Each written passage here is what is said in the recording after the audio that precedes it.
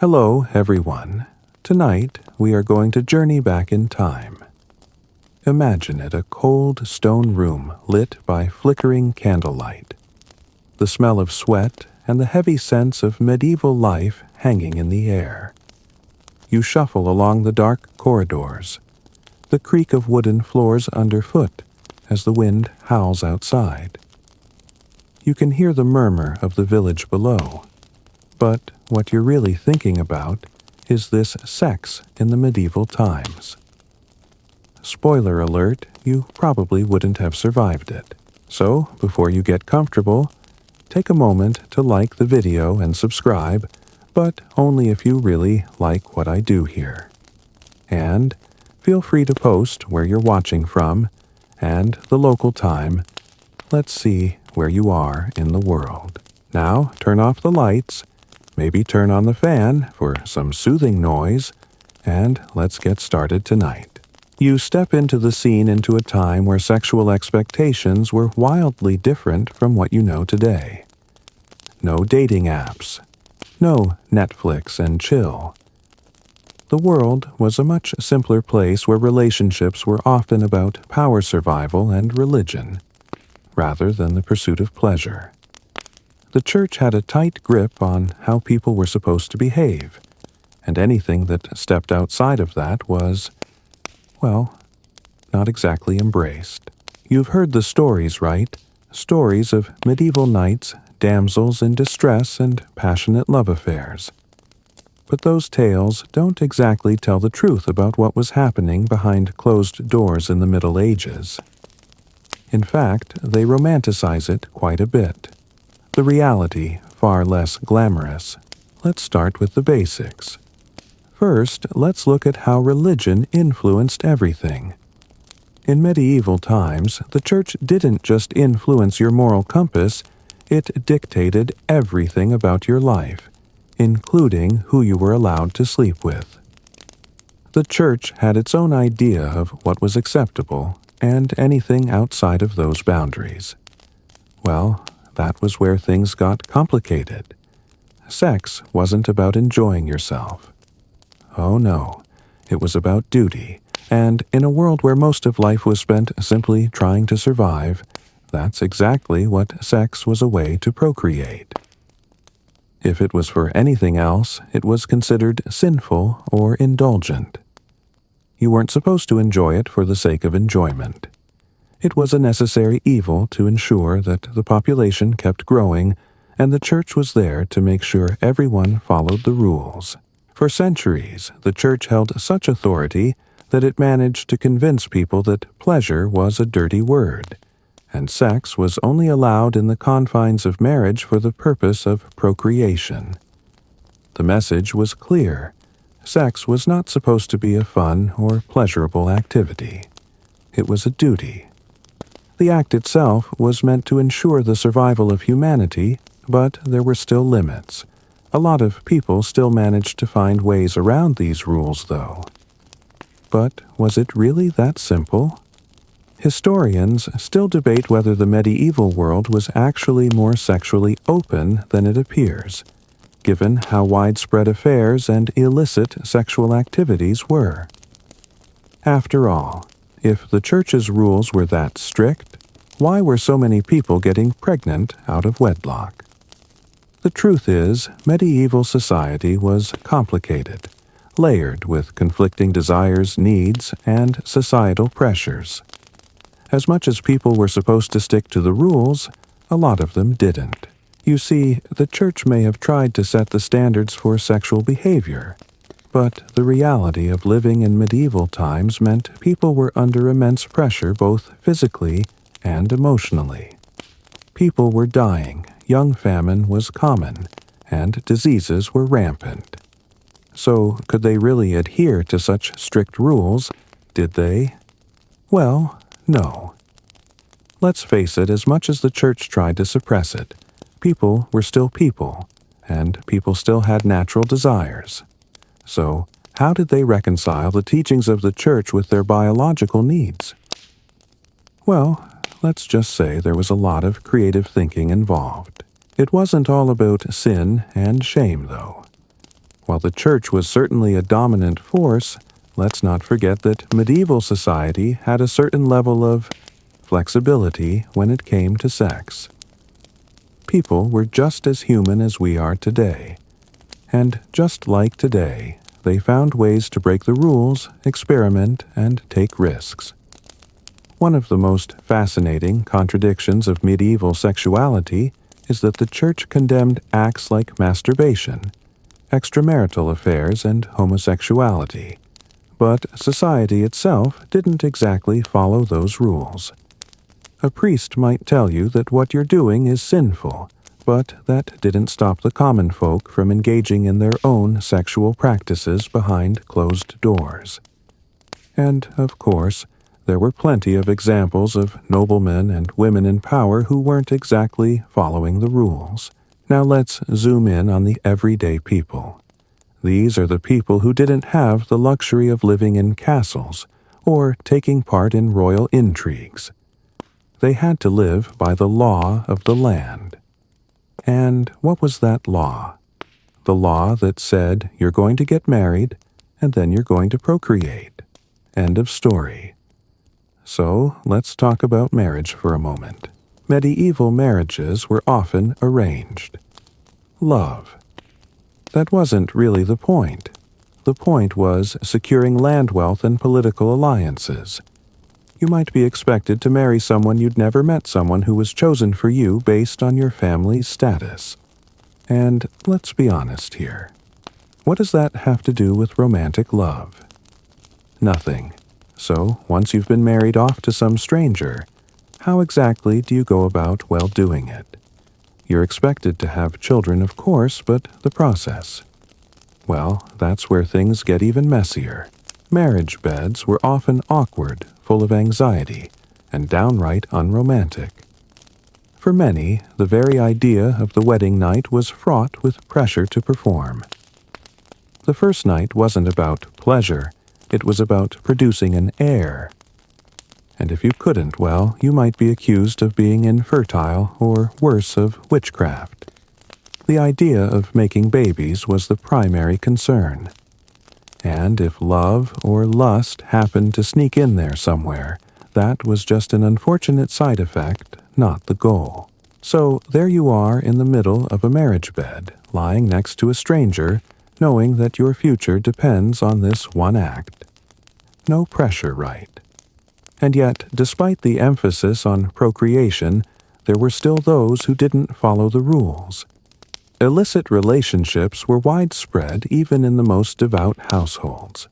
People were still out there living their lives in whatever way they could. Historians argue over how wild medieval sexuality really was. Were people more open about sex, or were they just as repressed as they are today?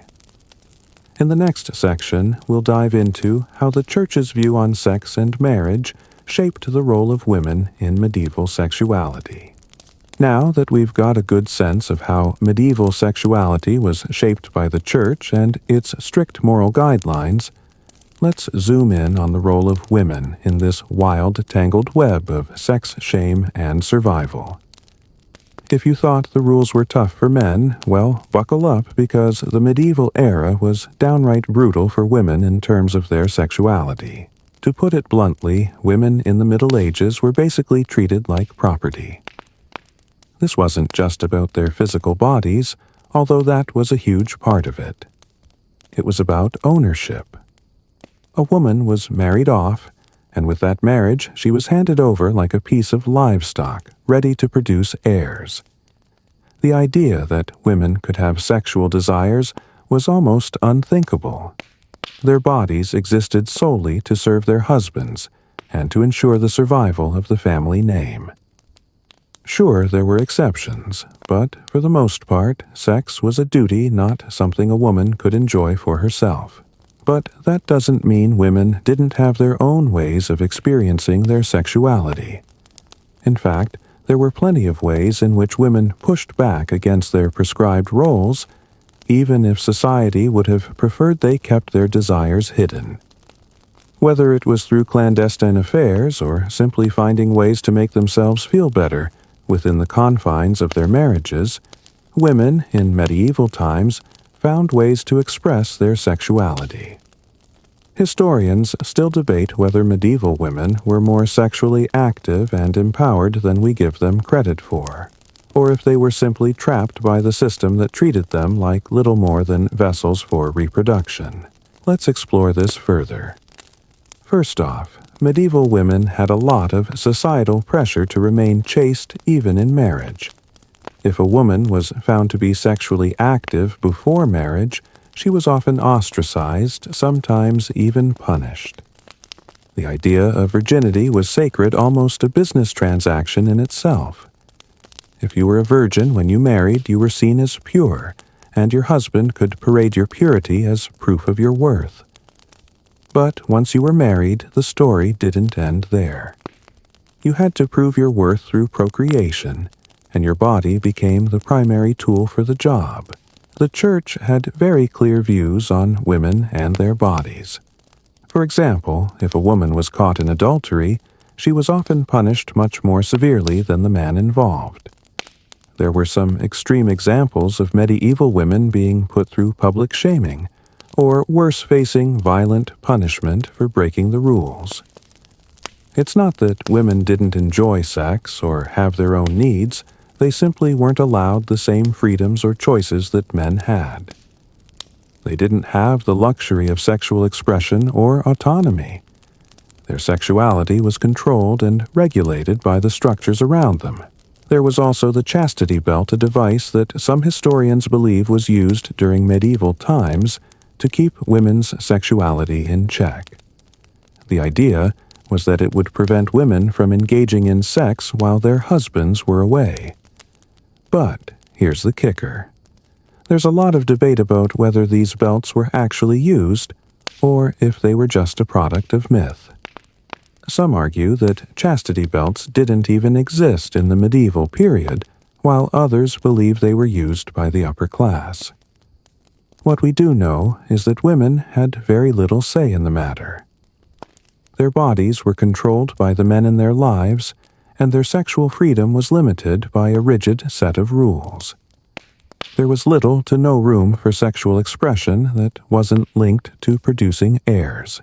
But while women were held to this strict moral standard, men not so much.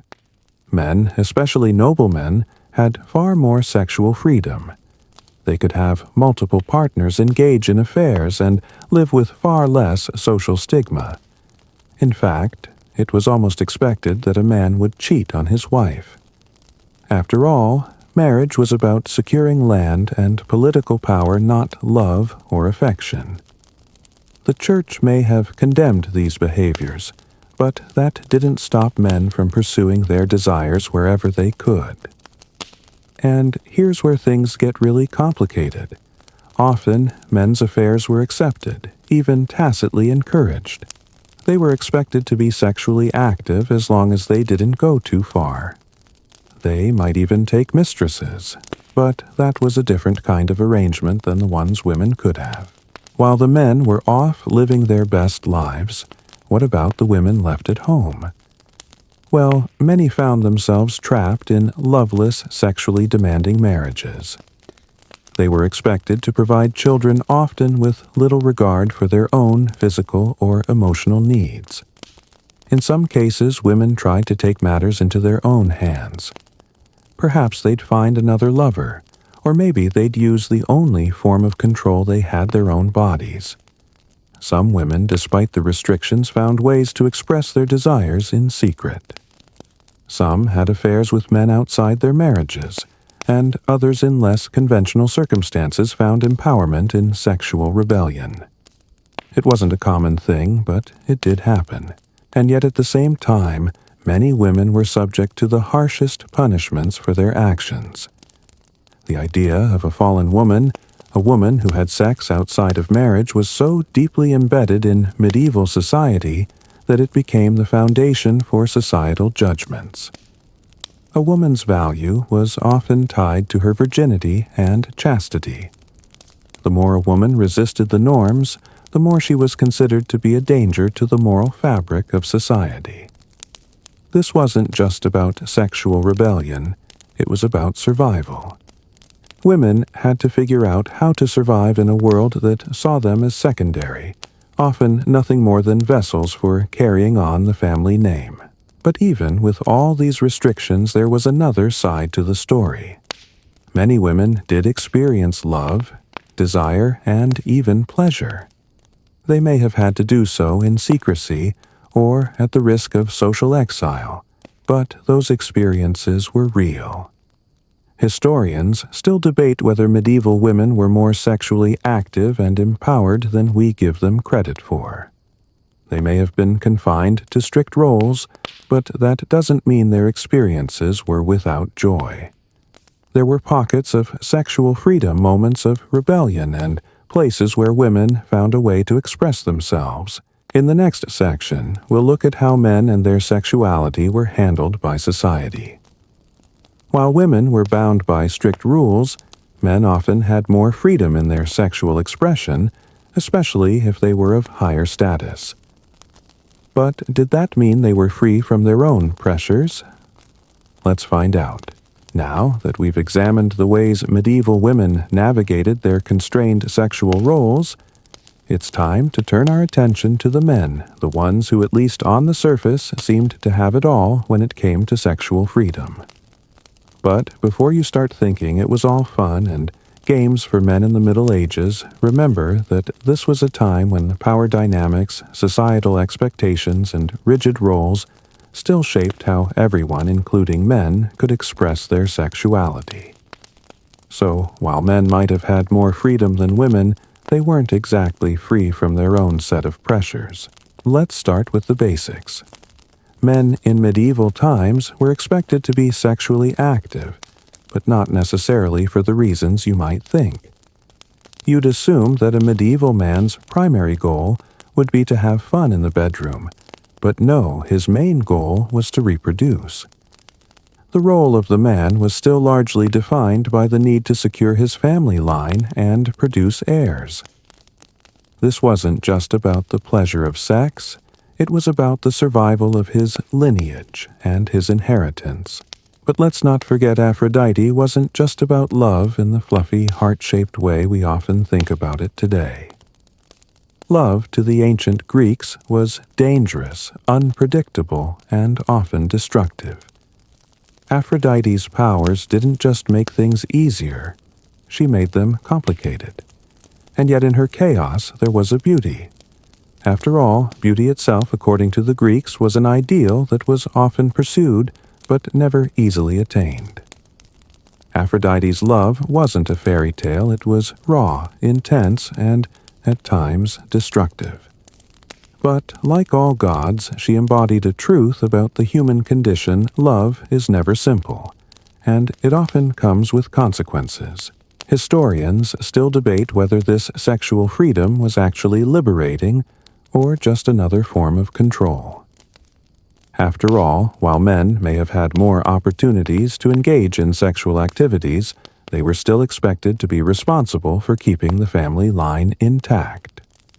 A man couldn't just sleep around without consequence. His actions had repercussions for his family and his reputation. In the case of kings, their sexual exploits were often documented, especially if they led to a scandal or an illegitimate heir. The medieval world was a place where your sexual behavior could directly impact your status. There were plenty of examples of royal affairs that shook up the balance of power, often resulting in political unrest or even wars. But it wasn't all about politics and power. For men, there were still societal pressures that defined their sexual experiences. If you were a knight, for instance, you had to maintain a certain level of virility to uphold your reputation as a warrior. Being able to perform in bed was a sign of your masculinity. If you couldn't fulfill that role, it was a major blow to your self-esteem and honor. This was a world where strength and virility were key to your identity, and any sign of weakness, whether in battle or in the bedroom, could have far-reaching consequences. So, while men had more sexual freedom, their desires weren't completely their own. they were still tied to the same social structure that shaped everyone's lives. The church may have given men more leeway when it came to affairs, but there were still clear boundaries. You could have a mistress, but only if you were discreet. You could have sexual encounters outside of marriage, but only if it didn't bring dishonor to your name. Even the king couldn't have unlimited freedom without facing consequences. His actions could lead to rebellions or threats to his throne. Let's talk about the one thing that every medieval man had to worry about: his heirs. As we've already established, having children was the primary purpose of marriage, but it wasn't as simple as just having any children. Men were expected to produce male heirs to carry on the family name and inherit their lands and titles. If a man had daughters but no sons, he was in trouble. And, let's be honest, he might have even been in trouble if he had no children at all. Infertility was seen as a flaw, and it was often blamed on the woman. However, there was always the possibility that the problem could lie with the man, though this wasn't as widely acknowledged. In fact, infertility could be a huge source of shame for a man in medieval society. If a nobleman couldn't produce heirs, it could lead to a loss of status and a challenge to his family's wealth and position. This pressure didn't just affect the noblemen, it trickled down to other classes too. If a peasant man couldn't father children, it meant his line would end, and that had real implications for his family's survival. Sex wasn't just about reproduction, though. Medieval men had sexual relationships outside of marriage, and some of them were public knowledge. These affairs often led to scandals, especially if the man was caught in a compromising position. Kings and lords could have their mistresses, but if the affair resulted in a child, the child might be legitimized, or it might be abandoned depending on the circumstances. The idea of legitimate and illegitimate children was a big deal in the medieval world, and the consequences of fathering an illegitimate child were severe, especially for men in power. And then, of course, there were the pleasures of sex itself. The medieval world wasn't all about duty and procreation. Men had desires too. For the common man, sex was an opportunity for pleasure, though it was still largely defined by marriage and procreation. For noblemen and kings, it was more than just a biological function. It was a way to express dominance, power, and status. The sexual experience was often seen as a public declaration of one's strength and virility. The ability to father children was a direct reflection of a man's strength as a leader, a warrior, and a ruler. As we move into the next section, we'll take a deeper look at the idea of courtly love that permeated medieval culture. While knights and ladies may have been bound by duty and arranged marriages, there was still a concept of love that existed outside of that. But was it true love or just an elaborate excuse for infidelity? Let's dig into the complexities of courtly love and how it shaped the sexual dynamics of medieval relationships. Now that we've explored the freedom and limitations surrounding men's sexuality in medieval times, let's take a moment to consider the concept of courtly love, that intriguing blend of romance chivalry and forbidden desire that was so central to the cultural imagination of the period. On the surface, courtly love might sound like a beautiful, pure form of affection between knights and ladies, filled with sweet serenades, longing gazes, and secret rendezvous. But if you dig a little deeper, things get complicated and, dare I say, a bit hypocritical.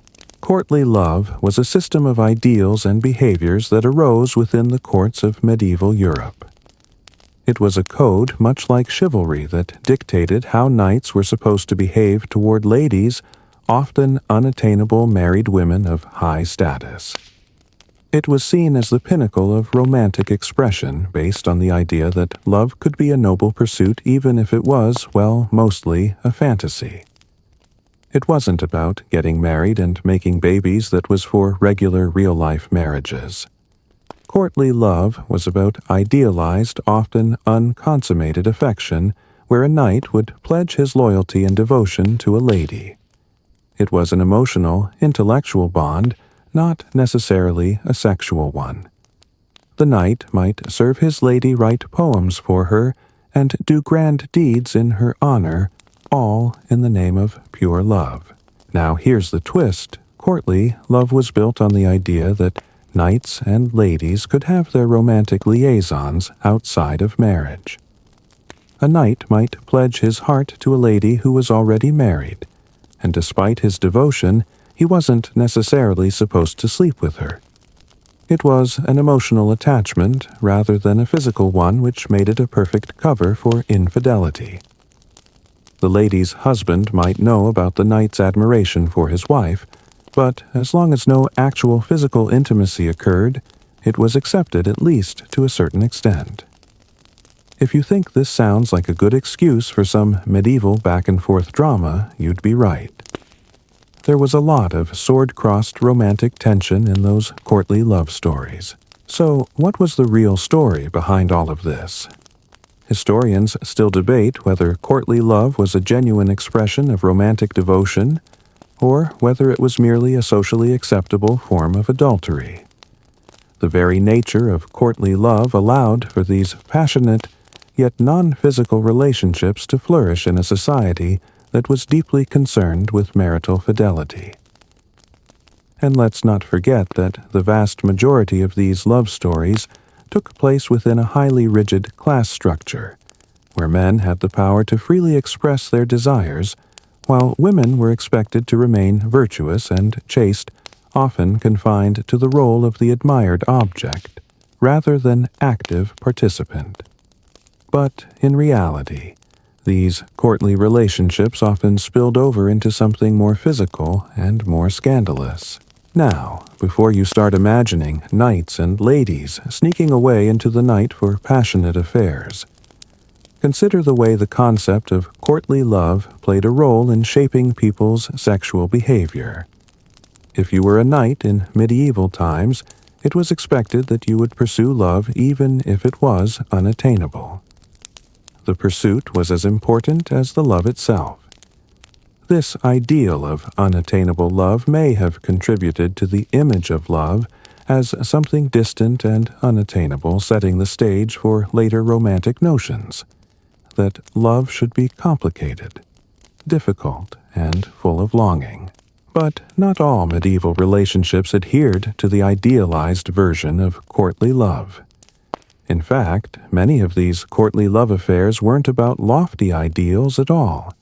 They were about power control and even lust. Let's face it, the knight didn't exactly have to fight dragons or rescue damsels to prove his worth. Often, all it took was a little charm, a few well-placed compliments, and an eye on the prize being whatever sexual benefits might be offered by a flirtatious lady. It wasn't always about romance. Sometimes it was about conquest, even if the conquest remained unconsummated. But here's the kicker. The idea of courtly love was a double-edged sword. While men were celebrated for their devotion and service, women were often seen as the objects of these affections, rather than active participants in the process. The lady of the court was idealized, yet she was also held to the strictest moral standards. If she dared to reciprocate the knight's feelings in a physical way, it could destroy her reputation. A woman's chastity was something to be protected at all costs, and courtly love often allowed men to fantasize about love without the risk of breaking the rules of marriage or family honor. But if the woman dared to cross that line, her very reputation could be ruined no matter how romantic the affair seemed. The beautiful irony of courtly love, though, is that it often blurred the lines between emotional connection and physical desire. While knights and ladies might have been bound by a set of rules that allowed them to enjoy each other's company without engaging in full sexual relations. The real tension in these relationships often came from the unspoken desire to cross that boundary. A knight would serve his lady, write songs for her, and fight for her honor. The more he showed his devotion, the more he expected something in return. And while the lady might have remained distant and unyielding, it was clear that there were moments when those desires would boil over, creating an incredibly complex and sexually charged dynamic. But let's be honest, courtly love didn't always stay within the confines of idealized affection. Sure, there were knights who were noble and loyal to their ladies, but there were also plenty of affairs, mistresses, and even outright infidelity among the high-born. When you have power, money, and status on your side, the lines between devotion and desire can get pretty blurry. Knights didn't always wait for their lady to approve their advances. And ladies, well, they weren't always as virtuous as they were made out to be. In the next section, we'll shift our focus to the world of medieval sex work. While courtly love may have been the nobleman's playground, sex work was where the common folk, especially women, found themselves in a position of complex power and vulnerability.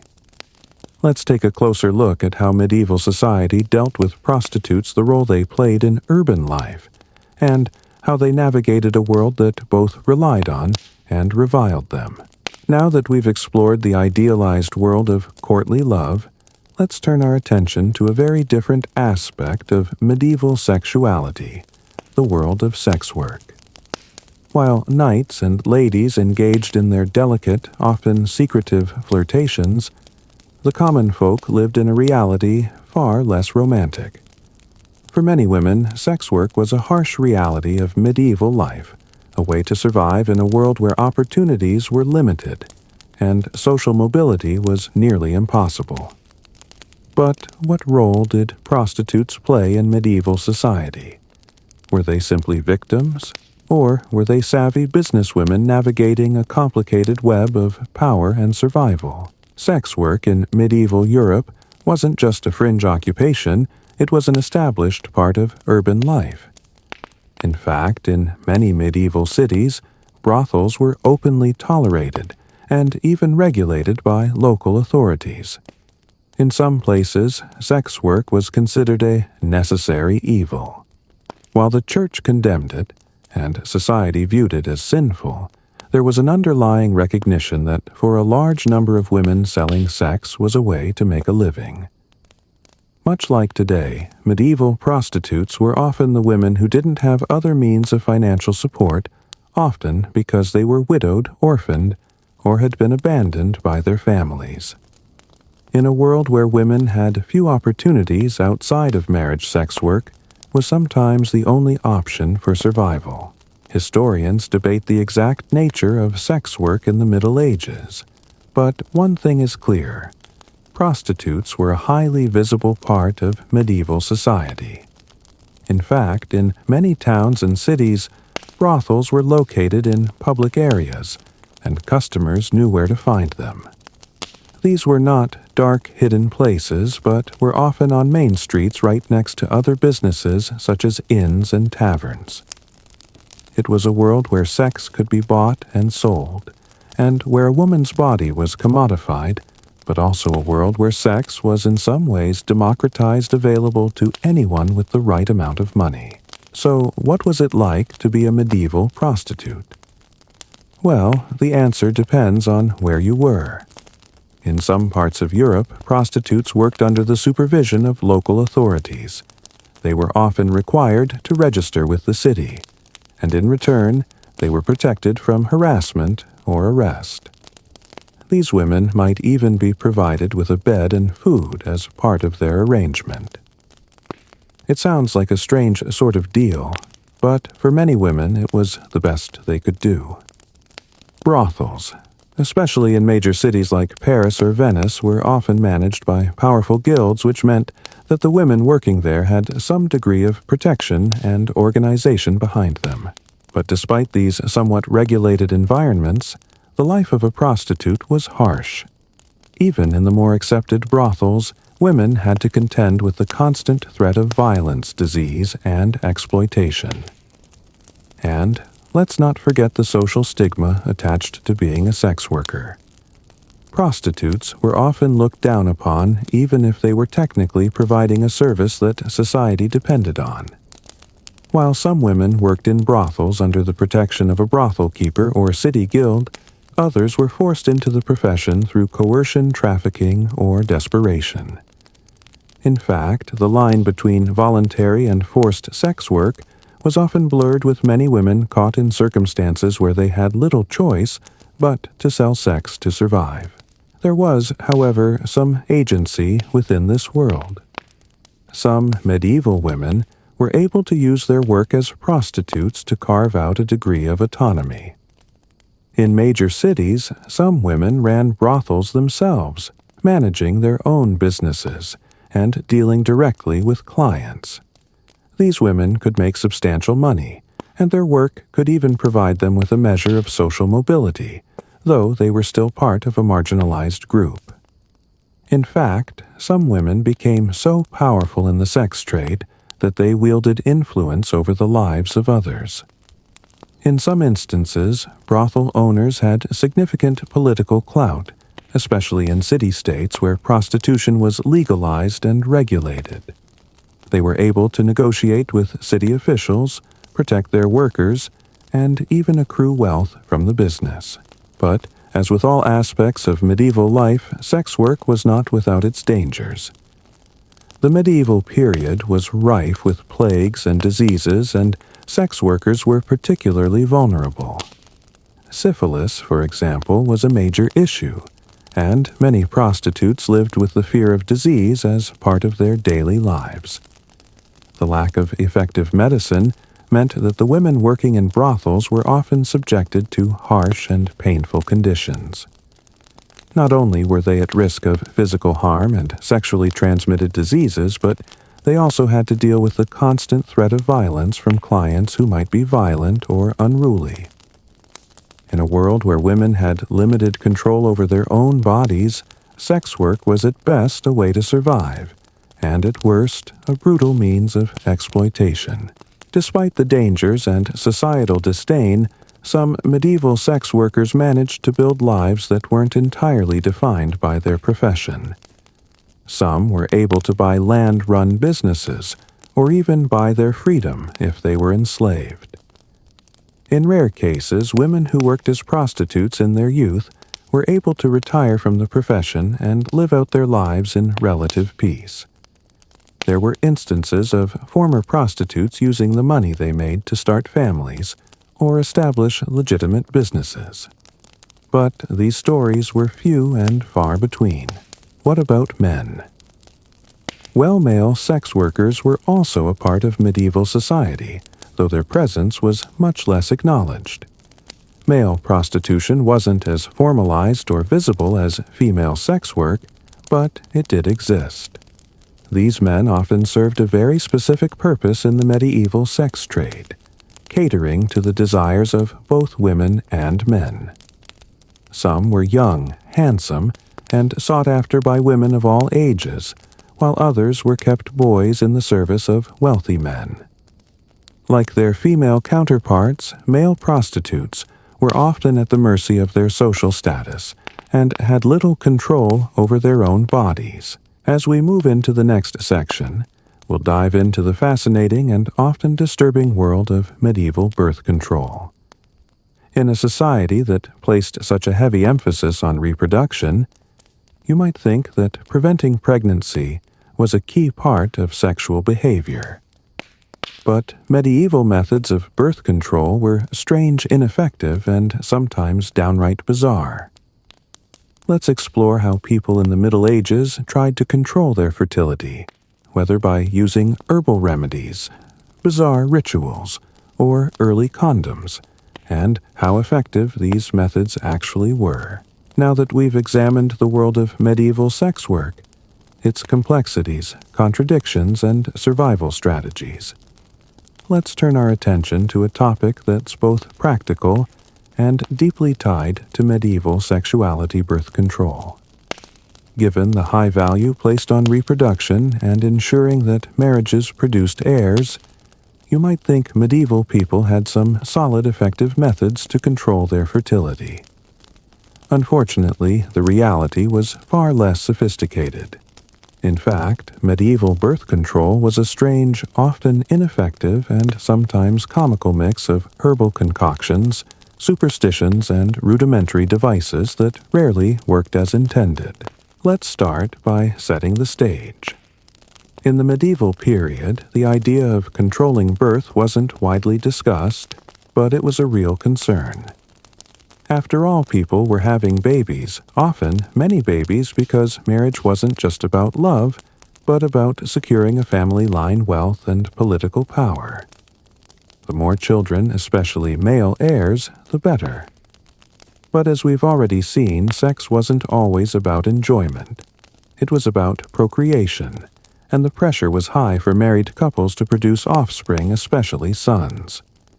This meant that birth control wasn't exactly on the minds of the church or the governing bodies, but for people who wanted to avoid pregnancy for reasons of health or economics, methods did exist. One of the earliest and most widely used forms of medieval birth control was herbal remedies. Medieval people believed that nature held the key to fertility and contraception. Various plants and herbs were used in attempts to prevent pregnancy, though, with varying degrees of success. For example, some women used pennyroyal, a herb that was believed to induce menstruation and prevent pregnancy. However, the effectiveness of pennyroyal is highly questionable, and its use could be dangerous, causing severe side effects like poisoning or death if used in large quantities. Other herbs like tansy and rue were also used for similar purposes. These herbs were thought to act as uterine stimulants, potentially causing an abortion or preventing pregnancy from taking hold. But again, there was no way to know if these herbs actually worked in the way people hoped. What we do know is that many of these herbs could be toxic if not used correctly, and their actual efficacy in preventing pregnancy was highly unreliable. Of course, there were also less herbal, more physical methods of birth control. The most famous and most well-known method was the condom. Yes, you heard that right. Condoms were actually used in the Middle Ages, though they weren't anything like the latex ones we know today. Early condoms were made from animal bladders or intestines, sometimes even cloth. These were worn by men during intercourse in an attempt to prevent pregnancy, though their effectiveness was certainly questionable. The use of condoms, particularly the ones made from animal skin, was certainly rudimentary, and they were likely uncomfortable and prone to breaking. But like many medieval methods, they offered some degree of protection if used correctly. But what about the women? What methods were available to them, given that pregnancy was often seen as the woman's responsibility? In some cases, women might have used pessaries, which were inserted into the vagina. These could be made from a variety of materials, including honey oils and even minerals. Some pessaries were thought to act as a barrier preventing sperm from reaching the egg, while others were believed to kill sperm on contact. Again, the effectiveness of these methods was dubious at best, and they certainly carried the risk of infection or injury. It's a miracle that any medieval woman would have trusted these methods, but necessity often leads people to try things that may not have been safe or effective. Then there were the more peculiar methods that were used. Some medieval people believed that certain sexual positions could prevent pregnancy. Yes, you read that right. There were some who claimed that if a woman stayed standing after intercourse, or if the woman was on top, the sperm would somehow be less likely to reach her egg. While these methods clearly have no basis in science, they reflect the medieval belief that sex was all about reproduction, and that there was a complex magical element to it. And let's not even get started on the strange rituals and superstitions that people believed could help prevent pregnancy, like carrying around charms using amulets or invoking the names of saints. But what about the most extreme form of birth control, one that's been talked about for centuries? Let's talk about abortion. Abortion was illegal in most parts of medieval Europe, but that didn't stop people from attempting to terminate pregnancies when they felt it was necessary. The methods of abortion were dangerous and often fatal. Women would use herbal concoctions, heavy lifting, or other physical activities to try to induce a miscarriage. These methods were not only ineffective, but also often led to severe complications, including death. If a woman's pregnancy was found to be the result of an affair, her punishment could be even more severe, as society would blame her for breaking the moral code.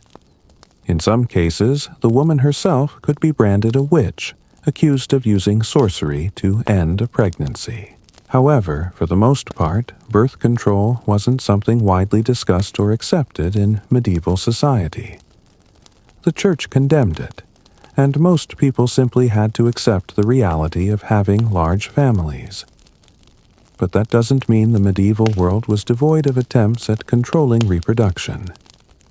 People tried everything they could, from herbs to crude devices, and though their methods were mostly ineffective, they were a testament to the desire to control their own bodies and lives in an era that largely denied them the right to do so. In the next section, we'll shift gears and explore one of the darkest aspects of medieval sexuality, the spread of diseases. The Black Death, syphilis, and other epidemics had a significant impact on sexual behavior. These diseases changed the way people thought about sex, and they also led to some shocking medical treatments. Let's dive into how diseases like the plague and syphilis altered sexual practices, and how medieval society dealt with the aftermath. Having covered the strange and sometimes dangerous methods of birth control in the medieval period, it's time to turn our attention to another key element of medieval sexuality disease. While we often think of the Black Death or syphilis as historical events that simply plagued the medieval world, these diseases had a far more profound impact on sexual behavior, social norms, and even the way people viewed themselves and their bodies. The medieval period was ravaged by epidemics, and the way society reacted to these outbreaks reveals a great deal about their attitudes toward sexuality, health, and morality. The Black Death, which struck Europe in the mid-14th century, was one of the most catastrophic events in human history. Over the course of just a few years, it wiped out an estimated 1/3 of Europe's population. The plague was, of course, a major public health crisis, but it also had deep, long-lasting effects on the sexual landscape of the time. When such a vast number of people were dying, it created a collective sense of urgency surrounding reproduction. With the death toll so high, people became even more obsessed with making sure they had heirs to continue their family lines. This exacerbated the already intense pressure to have children, particularly male heirs. But at the same time, the constant threat of disease made many hesitant to engage in sexual activity, fearing infection or contamination. The plague didn't just affect people's behavior in terms of reproduction, it also fueled the spread of sexually transmitted diseases, STDs. Syphilis, for example, is believed to have spread in Europe around the same time as the Black Death. While the exact origins of syphilis are debated, some historians speculate that the disease came from the Americas carried back to Europe by returning sailors after Christopher Columbus's voyages. Syphilis, which starts as a painless sore and can develop into a horrific array of symptoms, was a devastating new epidemic that altered sexual behaviors in Europe. The disease, which was still not well understood further, stigmatized sexual activity and had a lasting impact on how people viewed their own bodies. In medieval times, diseases like syphilis and the plague were often viewed as divine punishment. The idea that sexually transmitted diseases were sent as a form of God's retribution for sinful behavior was prevalent. This made people even more fearful of sex, especially as these diseases spread rapidly across towns and cities. It wasn't just that people feared getting sick. They also feared being branded as immoral or sinful. The church's influence was still strong, and the idea of sexuality as something that could lead to damnation was a powerful force in medieval society. This fear of disease and punishment led to some extreme measures. In an attempt to prevent infection, medieval authorities began to regulate sexual behavior in even more strict and bizarre ways. Public health campaigns were organized with officials trying to control the spread of disease by issuing laws against prostitution and restricting public gatherings. These laws were often ineffective, given that sex work remained common, and many people continued to engage in sexual activity despite the health risks. Some city officials even tried to quarantine or segregate prostitutes in order to prevent the spread of disease. In many cases, however, these laws were more about control than actual public health. They were about moral regulation as much as disease prevention. But it wasn't just urban centers where these issues arose. Rural areas, too, felt the effects of these diseases, even though their populations were often smaller and more spread out. In fact, one of the most remarkable things about the spread of syphilis and the Black Death is how quickly they moved despite the lack of modern transportation or communication. People had sex wherever they could, and the diseases spread through the population with shocking speed. The concept of quarantine was born during the Black Death as a way to keep the infected from spreading disease. Ships that came into port were often required to stay isolated for 40 days. This was known as a quarantine period, and it's where the term originates. Though the idea of quarantining people during outbreaks wasn't fully understood in medical terms, it became a widespread practice. While this may have seemed like a practical measure, it also highlights the immense fear that these diseases generated, especially when they were associated with sexual activity. As for the treatment of these diseases, well, let's just say medieval medicine was a far cry from modern-day practices. Syphilis, in particular, was seen as a mysterious and terrifying affliction. In the absence of antibiotics, treatments were often ineffective, and patients suffered immensely. Some common treatments included mercury poisoning, which was believed to purge the body of the disease, though it often only made things worse. Leeching, bloodletting, and the use of various potions and herbal remedies were also common, but most of these treatments had little to no effect on the progression of the disease. The pain and suffering caused by these diseases were significant, and medieval people had no way of truly understanding how they were transmitted or how to treat them effectively. What's fascinating and somewhat horrifying is the way that the spread of these diseases reshaped sexual behavior. While the Black Death led to a significant decline in sexual activity in some parts of Europe, it also led to a backlash. In some cases, people became more sexually active, perhaps as a form of rebellion, or as an expression of the fragility of life. After all, if you could die at any moment, why not enjoy life's pleasures? This created a paradox. On one hand, there was a growing fear of disease and a push for more moral regulation. On the other hand, there was an increasing desire to live life fully, even if it meant taking risks. This tension between fear and pleasure shaped the way medieval people approached sex for centuries. As we move on to the next section, we'll discuss the impact of homosexuality in the medieval world. While sexual behavior between men was often hidden, it still played an important role in medieval society. despite the Church's teachings, there were always those who sought same-sex relationships, and in some cases these relationships were even celebrated in art and literature. But the social, religious, and legal implications of homosexuality were complex and often dangerous for those who sought to express their love outside of heterosexual norms. Now that we've explored the intersection of disease fear and sexuality in the medieval world, it's time to turn our attention to a topic that was both taboo and yet strangely present in many corners of society: homosexuality. This subject, like many others we've discussed so far, was wrapped up in a complex web of religious dogma, social norms, and cultural contradictions. On one hand, the medieval Church condemned same-sex relationships as sinful and immoral. But on the other hand, there were examples of same-sex affection in literature, art, and even royal courts. The medieval world had a complicated relationship with homosexuality, one that was driven by both fear and fascination. Let's start by acknowledging the obvious.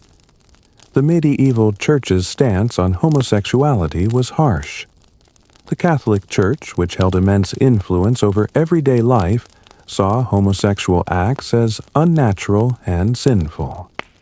They were often categorized as a form of sodomy, a sin that was equated with hellfire and damnation. The Church in its teachings portrayed homosexual acts as a threat to the moral fabric of society. According to religious doctrine, marriage was meant to be a sacred union between a man and a woman, primarily for the purpose of procreation. Any sexual activity that deviated from this norm, particularly between people of the same sex, was considered a grave sin. Despite this, the reality was a bit more nuanced. In medieval society, same-sex relationships often had to be kept hidden, but they didn't entirely vanish. In fact, there are many documented cases of male bonding and same-sex affection in the medieval period, especially among the elite. Some scholars even suggest that certain bonds between knights and their squires, or between clergy members, might have had a homoerotic undertone, even if these relationships were not always openly acknowledged. In literature, we can see traces of same-sex relationships as well, though they were often veiled in metaphors and hidden meanings. One of the most striking examples of medieval same-sex affection is found in the literature of the time.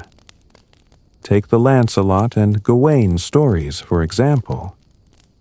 In many of the Arthurian legends, the bond between knights can be seen as intimate sometimes, to the point of appearing romantic or sexual in nature.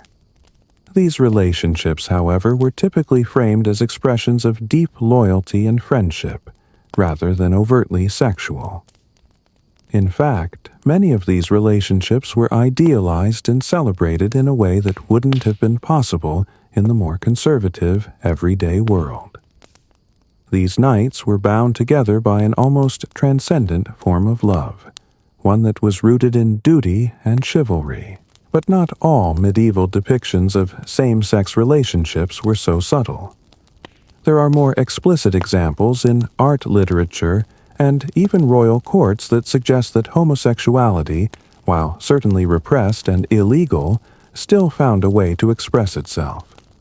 For instance, during the reign of Edward II of England in the 14th century, rumors swirled about his close relationships with his favorites, such as Piers Gaveston. The two men were said to have shared an intimate bond, one that sparked enough gossip to cause political unrest. The relationship between Edward and Gaveston wasn't merely a friendship. It was seen as a scandalous and politically destabilizing affair. But while their relationship may have been secretive, it was also openly discussed in the courtly circles of the time.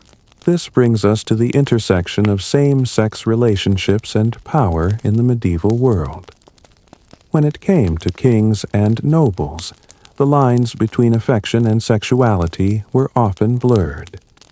The medieval court was a place of power intrigue and alliances, and sometimes those alliances were forged in ways that didn't fit neatly into the heterosexual norm. For kings like Edward II, or even Richard the Lionheart, same-sex relationships were less about personal identity and more about personal politics. Homosexuality, when it was discovered, was often framed as a political scandal, used to undermine authority or legitimacy. However, in some cases these same-sex relationships were tolerated, or at the very least kept in the realm of rumor. While it's easy to focus on the higher echelons of medieval society, same-sex relationships also existed in the lower classes, though they were much more hidden. Peasants, for example, likely engaged in same-sex relationships, but these were rarely recorded either because of the stigma attached to them, or because lower-class people had less access to the written word. It's also important to note that in many parts of medieval Europe, laws were enacted to punish those who were caught engaging in homosexual acts. The Church not only preached against homosexuality, but secular authorities also passed laws that called for brutal punishments, including execution for those caught engaging in same-sex sexual acts. The fear of punishment didn't just stem from the laws, it was also tied to the intense stigma surrounding homosexuality.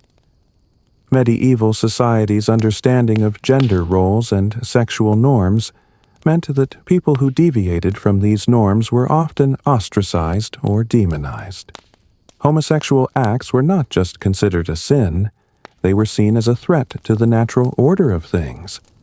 Men were supposed to be with women, and women were supposed to bear children. Any deviation from this was in the medieval mind a disturbance of the God-given order of things.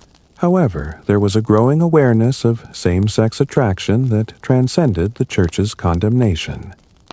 In fact, many scholars believe that the medieval world had a far more complex relationship with homosexuality than we tend to give it credit for. While the laws were strict, the reality of same-sex relationships was more fluid. Men who engaged in same-sex relationships weren't always executed or condemned to hell. Some of them, particularly those in power, found ways to keep their relationships private or to manipulate the system in their favor. In some rare cases, same-sex relationships were even tolerated, though this was mostly in specific, privileged contexts. As we move to the next section, we'll dive into how medieval society dealt with the growing knowledge of these relationships, and how the Church's stance on homosexuality evolved. Or rather, how it didn't. The contrast between the condemnation of homosexuality and the reality of its existence in medieval life offers a fascinating glimpse into how social norms, power dynamics, and religious teachings intertwined in ways that still affect us today. But before we get into that, let's step back and see how same-sex relationships in the medieval world mirrored, and at times clashed with the broader sexual mores of the time. Now that we've explored the complexities of homosexuality in the medieval world, let's take a step back and look at how these same-sex relationships and behaviors fit into the broader sexual mores of the time. The medieval period wasn't just about the condemnation of same-sex relationships. It was also about strict codes of conduct governing all sexual behavior, especially when it came to marriage reproduction and the roles of men and women. The Church, as always, played a central role in shaping these sexual norms, promoting a rigid and often contradictory understanding of sexuality. At the same time, social, political, and economic pressures often clashed with these religious ideals, leading to complex, multifaceted sexual behaviors. The relationship between the medieval Church's teachings and sexual behavior was paradoxical. On the one hand, the Church's teachings were clear sex outside of marriage, especially sex for pleasure rather than for reproduction, was sinful. But on the other hand, people were still human, living in a world full of temptation, desire, and need. As we've seen, many medieval people found ways to circumvent these rules, engaging in sex outside of marriage, forming extramarital affairs, and, in some cases, even exploring same-sex relationships. Despite the Church's condemnation of such acts, these behaviors were often normalized within certain social structures, and, at times, even became part of the courtly culture. Consider the case of the noble class, where sexual behavior often took on a different meaning than it did for peasants. The aristocracy, with their wealth and political power, were not only able to flout the Church's rules, but also to establish their own social norms regarding sexuality.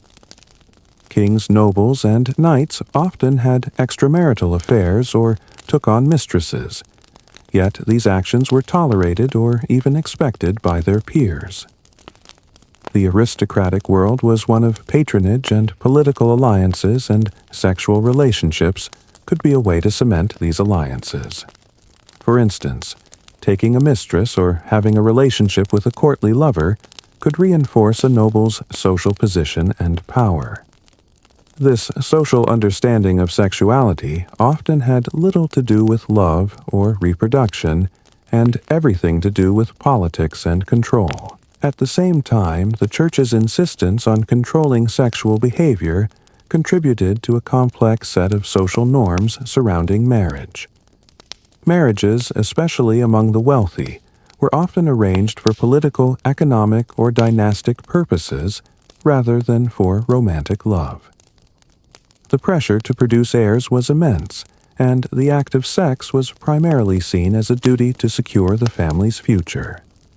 Love or desire often took a back seat to the need for children. But there were exceptions, as we've seen in the stories of courtly love. While marriages might have been politically motivated, they were sometimes accompanied by personal affection or attraction, which was viewed as a dangerous yet natural part of human relationships. The contradictions between the Church's teachings on marriage and sex and the lived experiences of medieval people were vast. Medieval society was also marked by the stark division between the roles of men and women, especially when it came to sex. The expectations placed on women were incredibly rigid. Women were supposed to be virgins until marriage, and their sexuality was often treated as a commodity. A woman's worth, particularly in the upper classes, was often tied to her ability to bear children and produce heirs. A woman's role was to be a dutiful wife and mother, and anything that deviated from this norm was often seen as immoral or scandalous. The Church's teachings about women reinforced this gendered division, framing women as the weaker sex, susceptible to sin, and in need of male guidance. This rigid framework was not only damaging, but also incredibly limiting for women whose roles were defined by their reproductive capacity. But despite these restrictions, many women still found ways to exert some control over their sexuality. As we discussed earlier, women in the medieval period had limited power over their sexual lives, yet they often had the ability to shape their sexual experiences in private ways. Some women used their sexuality as a means of gaining power or influence in their marriages, and in some cases they were able to use their sexual appeal to manipulate men for personal or political gain. In a world where women had little formal power, their sexuality was one of the few tools they had to assert themselves. This power dynamic between men and women is especially visible in the way that sex work was structured in medieval society. As we explored earlier, sex work was often viewed as a necessary evil, yet it was still stigmatized and condemned. Women who worked as prostitutes were seen as morally corrupt, but they were also a vital part of the medieval economy. Many were forced into sex work because of poverty, lack of opportunities, or abandonment. At the same time, these women often had more control over their bodies than other women did, especially in terms of financial independence. Though society viewed them as fallen, they navigated a world of sexual power that was often unavailable to more respectable women. This complex relationship between sexuality, gender roles, and social class brings us to an important question. What role did the medieval church play in shaping sexual norms? And how did its influence intersect with the lived experiences of people on the ground? In the next section, we'll explore how the Church's teachings on sexuality not only affected the private lives of individuals, but also shaped public policy laws and social structures. We'll look at how the medieval Church's stance on sexuality created a ripple effect that influenced everything from marriage laws to the regulation of sex work. The Church may have held a tight grip on sexual morality, but it couldn't always control the way people actually lived. Now that we've unpacked the complex ways in which sexuality was shaped by medieval society, especially in terms of gender class and power dynamics, let's turn to the most significant influencer of sexual norms in the Middle Ages, the Church. The medieval Church had an undeniable grip on nearly every aspect of people's lives, from the food they ate to the way they viewed life and death. When it came to sex, this influence was magnified, and the Church's teachings on sexuality had profound consequences for both public policy and personal lives. The Church didn't just dictate what was morally acceptable, it also shaped laws, regulations, and even the structure of relationships. But as much as the Church tried to control people's sexuality, its teachings were often met with resistance, leading to a tense, often contradictory relationship between religious doctrine and everyday life. Let's begin by looking at the Church's official stance on sex. The Catholic Church, which was the dominant religious institution in medieval Europe, viewed sex primarily as a necessary evil. This was a bit of a paradox because, while sex was regarded as essential for procreation, it was also something inherently sinful. The Church taught that sex should only occur within the confines of marriage and for the sole purpose of having children. This was a clear response to the fear of human lust and the belief that if left unchecked, sexual desire would lead to moral corruption. Even within marriage, the idea was that sex should be used only to create life, not for pleasure or recreation. This view was rooted in the Church's interpretation of biblical texts. The Church took very seriously the idea that the body, including its sexual functions, was inherently sinful. The body was seen as a vessel for the soul, and anything that drew attention away from spiritual matters like sex was to be avoided. Thus, the Church's teachings emphasized the importance of celibacy and chastity, particularly for clergy members. For the Church, celibacy was a sign of purity and closeness to God. But for the average medieval person, celibacy was hardly attainable. In fact, marriage was the only socially acceptable outlet for sexual expression, yet it was still heavily regulated by the Church. However, these strict guidelines didn't always reflect the reality of people's sexual lives. People often resisted these teachings, and many violated the Church's rules in secret. Marriages were sometimes entered into for reasons of political or economic gain, and extramarital affairs were fairly common, especially among the aristocracy. The same double standards we saw in courtly love also applied to the lives of the clergy, who despite their vows of celibacy were often caught up in sexual scandals. In fact, the Church's sexual teachings often set the stage for hypocrisy, as many individuals, particularly the wealthy and powerful, felt they could act outside the law without facing consequences. But the Church wasn't just concerned with regulating sexual behavior in the private lives of individuals. Its influence extended into public policy as well, dictating laws surrounding marriage, divorce, and sexuality. For example, The Church played a central role in creating the institution of marriage as we know it today. While marriage had existed long before Christianity, the Church's role in marriage formalized it and made it an essential sacrament deeply embedded in religious law. Marriage became a sacrament that was not just about love or companionship, but about aligning with God's will. The Church dictated the terms of marriage, including the stipulation that both partners must be monogamous and sexually faithful. The Church's view was that marriage, and by extension sexual activity, was a divine institution that could not be taken lightly. In fact, the Church had the authority to annul marriages that were deemed invalid, often for political or dynastic reasons. In other cases, it was the Church that decided the fate of individuals involved in extramarital affairs. This practice wasn't just about maintaining spiritual purity. It also had profound social and political implications. By controlling marriages, the Church held tremendous power over family lines and inheritance.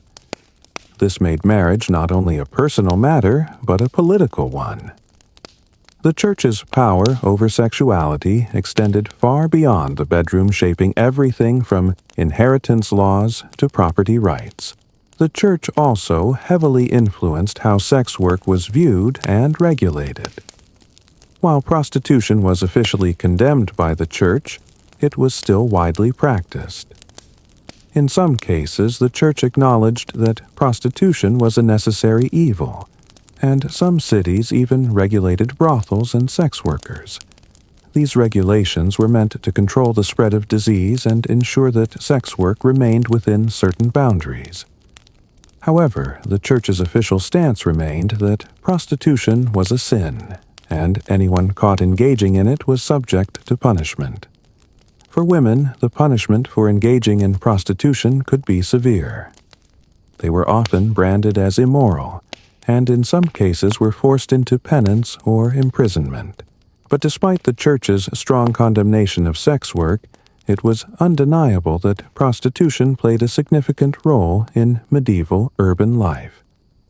In fact, it was often considered a necessary evil. Medieval cities, especially those with large populations, had thriving sex industries. Prostitution was not only about sexual pleasure, it was also tied to the economics of urban life. Many women who turned to sex work did so out of economic necessity, as it was one of the few ways they could support themselves and their families. While the Church officially condemned this practice, it also turned a blind eye in many cases, choosing to focus more on the moral aspects of sexuality rather than the practical realities faced by women in need. Even as the Church tried to regulate sexuality, it couldn't fully control it. People resisted the Church's teachings in different ways. One of the most significant forms of resistance came in the form of folk practices and superstitions. For centuries, people in rural areas continued to use herbal remedies, charms, and spells to try to control their fertility or enhance sexual desire. These practices often contradicted the Church's teachings, but were widely used by ordinary people. For example, some women used herbs like rue or pennyroyal to induce abortions or prevent pregnancy practices that were seen as a threat to the Church's moral authority. In the next section, we'll look at how sexual norms began to shift toward the end of the medieval period. The Renaissance, with its focus on humanism, art, and intellectual freedom, brought about changes that challenged many of the medieval ideas about sexuality. But the legacy of the Church's influence on sex was far from over. In fact, the transition from medieval to early modern sexual norms was gradual and marked by both continuity and change. The shift toward more secular views of sexuality began to emerge. But it wasn't until much later that people would fully break free from the constraints of medieval sexual morality. As we leave behind the medieval period, it's important to understand that while the Church's influence on sexual morality remained powerful, changes were already beginning to take place, setting the stage for the more liberal and secular views of sexuality that would come in the Renaissance and beyond. These shifts were subtle but profound as intellectual movements, cultural shifts, and changing economic conditions began to challenge medieval ideas about sex marriage and gender roles. One of the most significant factors contributing to these shifts was the rise of humanism. During the Renaissance, humanism emphasized the importance of individual experience and self-expression, moving away from the rigid, divinely sanctioned moral frameworks that had governed much of medieval life. Humanists encouraged a re-examination of classical texts and a return to the ancient ideals of Rome and Greece, which were more accepting of the natural world, including sexuality. This intellectual movement questioned many of the Church's traditional teachings, including its harsh views on sexuality. Humanists began to explore sex and relationships in more personal, less moralistic terms, with an emphasis on individual pleasure and emotional connection rather than procreation alone. However, this intellectual shift didn't mean that people suddenly abandoned medieval sexual norms. The Church still held significant power, and many of the religious authorities were deeply resistant to any changes in sexual morality. But the Renaissance introduced new ways of thinking that began to chip away at the absolute control the Church had once had over people's intimate lives. While the Church continued to promote celibacy, chastity, and monogamy, new attitudes toward pleasure, human desires, and even same-sex love started to emerge in intellectual circles and some artistic depictions of love. Art played a particularly important role in this transformation. Renaissance painters, sculptors, and poets began to explore human bodies and sexual desire in ways that had been restricted during the medieval period. The sensual depictions of mythological figures, the rediscovery of classical art, and the portrayal of love and passion in more personal terms all reflected the changing attitudes toward sexuality. For example, Botticelli's The Birth of Venus and Michelangelo's sculptures of the human form celebrated the beauty and sensuality of the human body, a sharp contrast to the medieval focus on the body as sinful and in need of restraint. These shifts in art were reflected in literature as well. Writers like Geoffrey Chaucer, whose Canterbury Tales blended humor with a candid exploration of human sexuality, began to break away from the rigidly moralistic traditions of medieval storytelling. Chaucer's work explored the complex realities of marriage, sex, and love, offering a more nuanced, less idealized view of human relationships. In the same way, other Renaissance poets and playwrights such as Petrarch Ronsard and Shakespeare shifted the focus of literature from religious and moral teachings to personal desire and emotional connection. These writers began to reflect more diverse sexual attitudes in their works, which celebrated love, longing, and sometimes even sexual transgression. At the same time, the Renaissance witnessed a growing interest in individualism. As society became more urbanized and the merchant class gained power, the rigid feudal structure that had constrained people's sexual roles began to loosen. In some cases, the growing wealth of urban centers allowed for greater personal autonomy, especially among women who could manage their own wealth and property. This economic and social shift allowed people, particularly women in cities, to make more personal decisions about their sexual lives. Women had more access to education, and even to positions of power, though this was still far from the norm. The new economic climate gave people more freedom to make choices that were once dictated by family or religious authority. But as we've seen throughout medieval and early Renaissance history, this new freedom didn't come without resistance. The Church remained firmly opposed to many of these changes, and conservative forces continued to regulate sexuality in both public and private spheres. While the Renaissance had brought some liberation in thinking about love, sex, and gender, the deeply entrenched religious views on sex didn't disappear overnight. The Church continued to play a central role in shaping laws regarding marriage and sexuality, and many of the sexual norms that had been established during the medieval period continued to hold sway even as new, more permissive attitudes gained ground. One of the most significant transitions that marked the late medieval period and the early Renaissance was the shift from a religiously governed society to one that was increasingly secular. While religion remained influential in shaping societal norms, the Renaissance placed a renewed emphasis on reason, science, and individual experience. This philosophical shift encouraged people to think about sex and relationships in ways that were more focused on personal fulfillment and emotional connection rather than religious obedience. This transition paved the way for the sexual revolutions of later centuries, as humanism and secularism slowly eroded the grip of religious dogma on people's private lives. That said, the transition from medieval to Renaissance sexual norms was gradual. It wasn't as though everyone immediately began to embrace sexual freedom or reject religious teachings. In fact, the shift was often uneven, and people from different social classes experienced these changes in different ways. For the nobility and intellectual elite, the Renaissance was a time of greater sexual expression and personal exploration. But for the lower classes, life continued much as it had during the medieval period, with the same pressures to marry produce children and adhere to religious codes.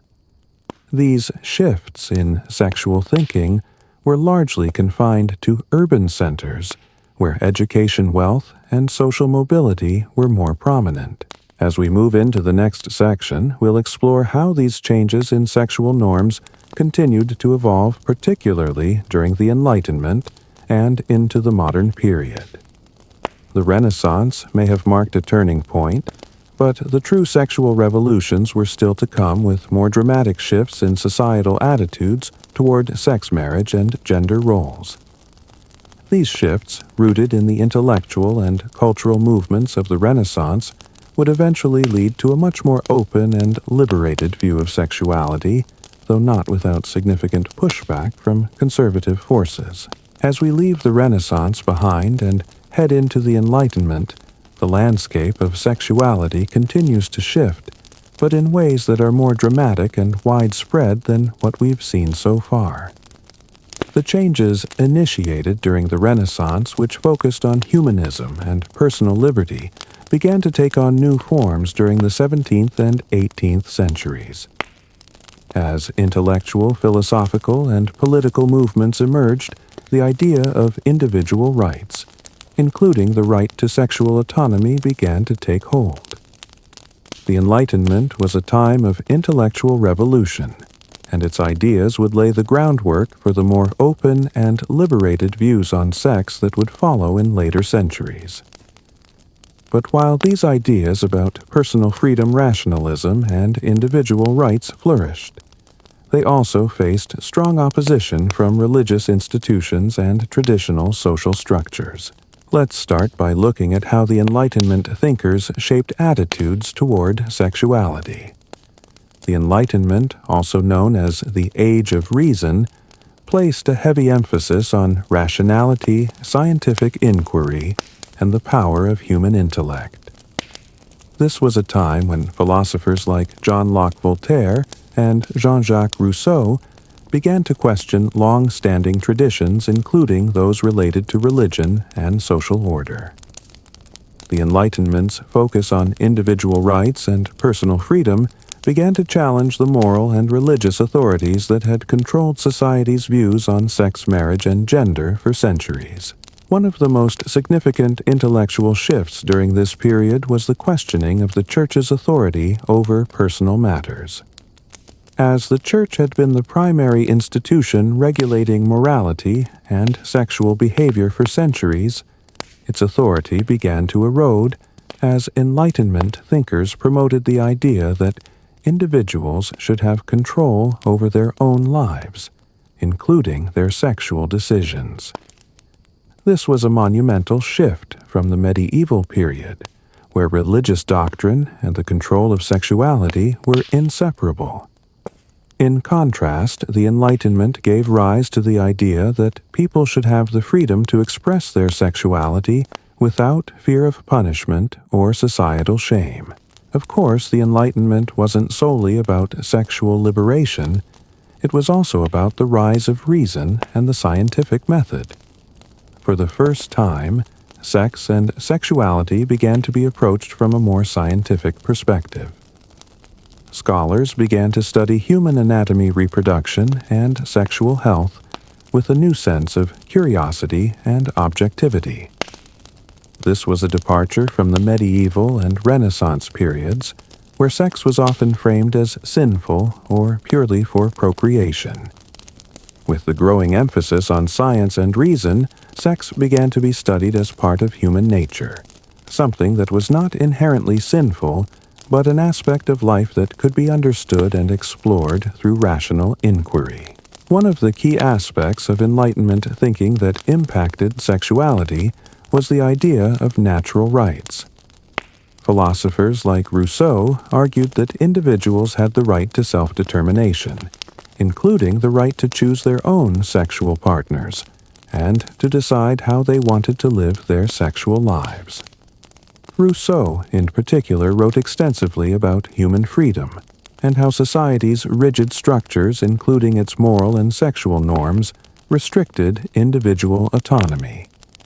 He believed that people should be free to form relationships based on affection rather than social obligation or religious dictate. But while Enlightenment thinkers were making strides in promoting individual rights, social change was slow. Even though the ideas of sexual freedom and personal autonomy were gaining ground, many of these ideas were still confined to intellectual circles. For the majority of people, sexual norms remained conservative, and the laws that governed marriage and sexual behavior were still shaped by centuries of religious teachings. While Enlightenment thinkers may have challenged the status quo, they were not always able to create a radical shift in public attitudes about sexuality.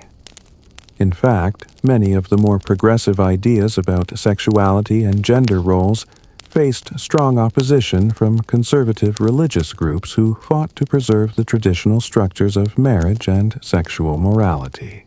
In addition to philosophical and intellectual movements, the Enlightenment saw significant changes in the realm of art and literature.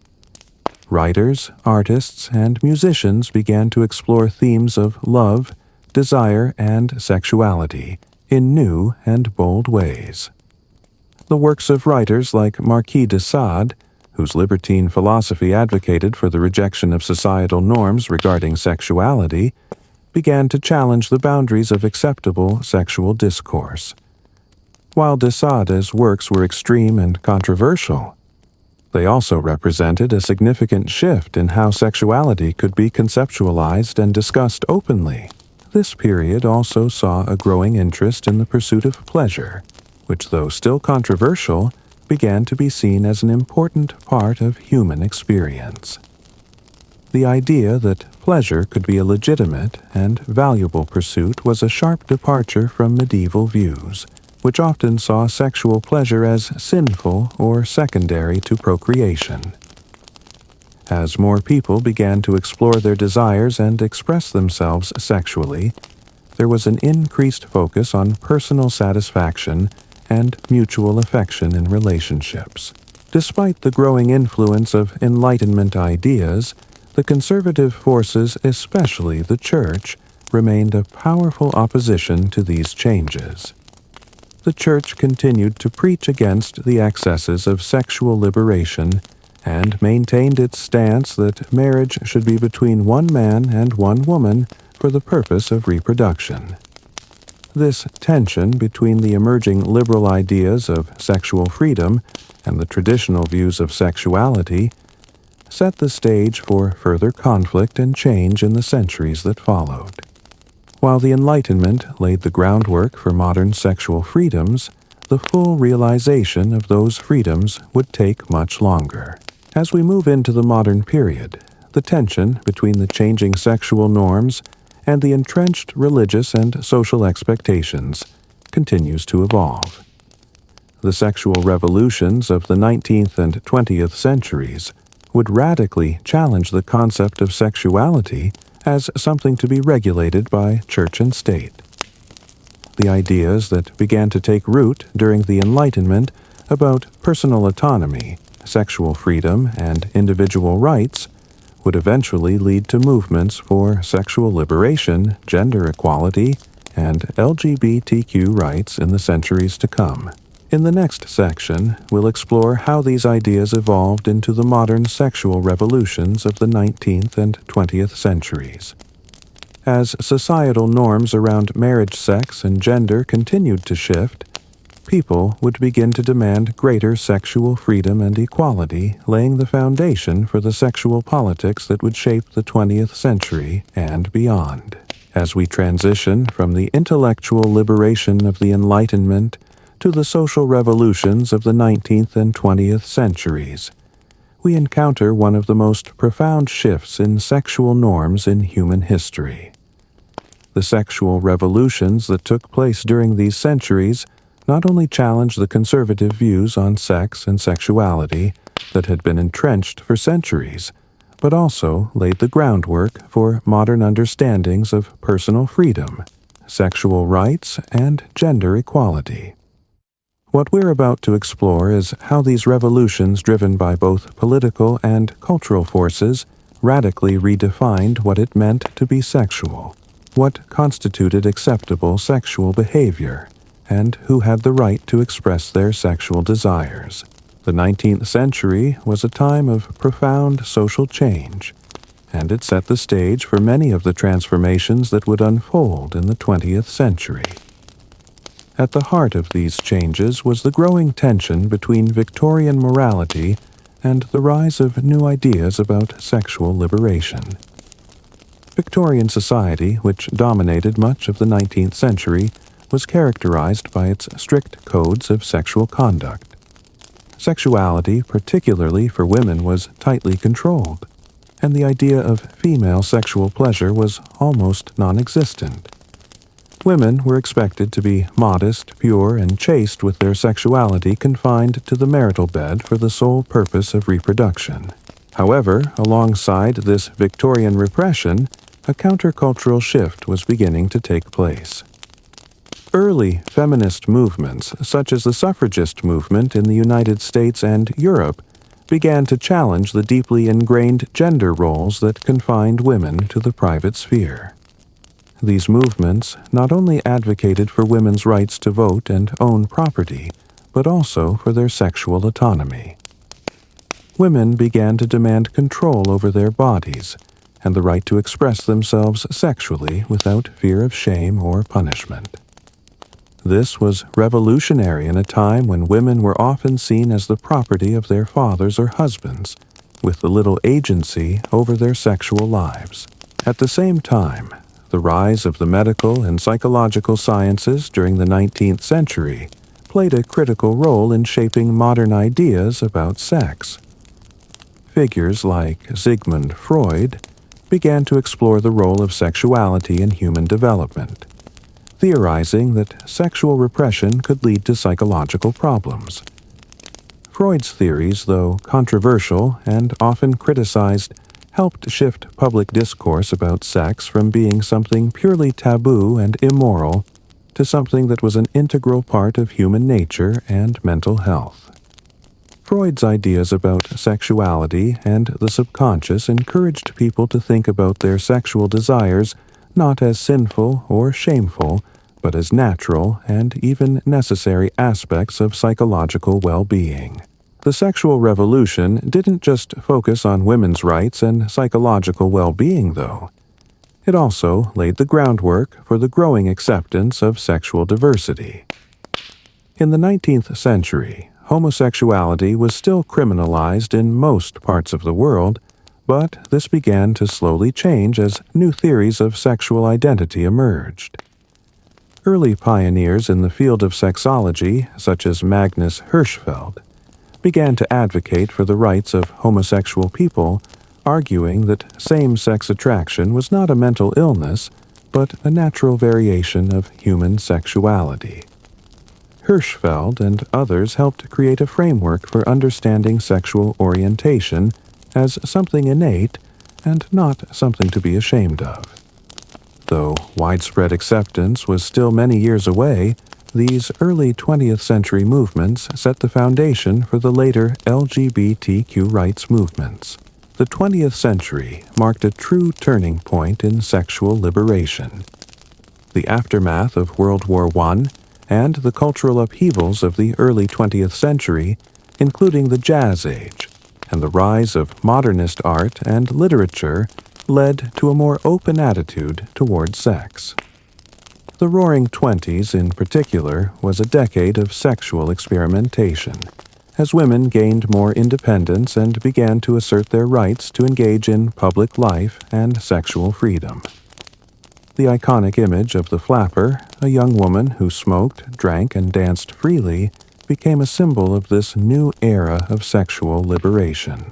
But it wasn't just women's liberation that was on the rise.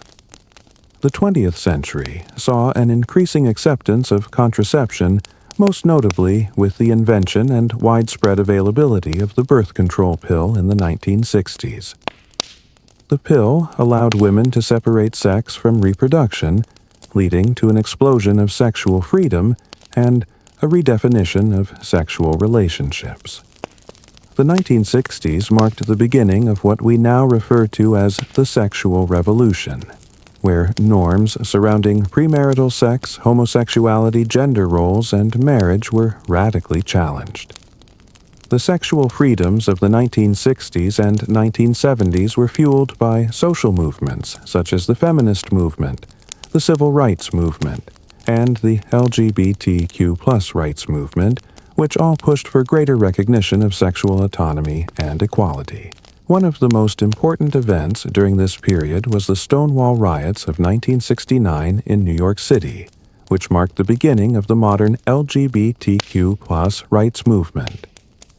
The riots were a response to police harassment of a gay bar, the Stonewall Inn, and the ensuing demonstrations became a rallying cry for LGBT+ individuals who had long been marginalized and persecuted.